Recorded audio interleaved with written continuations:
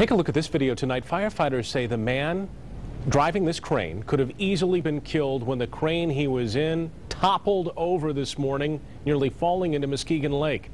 24-hour News 8's Danny Carlson's been on the scene of this accident all afternoon, and she joins us now with the amazing story of what likely saved his life. Danny? Well, that's right, Brian. Officials here on scene told us that the driver of that crane, Brian Torresen, is definitely lucky to be alive tonight. And we found out a metal pole was the only thing that likely kept both him and the crane from toppling into Muskegon Lake.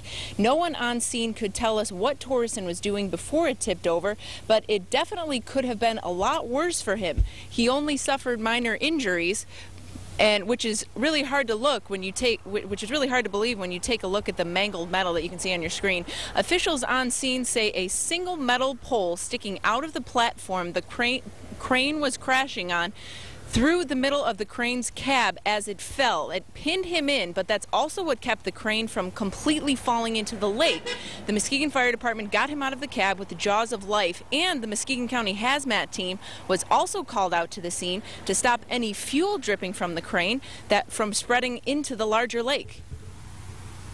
Our objective is not to have any drops of water any drops of oil in the water, and so we will continue to do precautionary measures and do soak up and clean up as much as we can. We're very fortunate that Brian came out. It appears to be okay now, and things could have been much worse.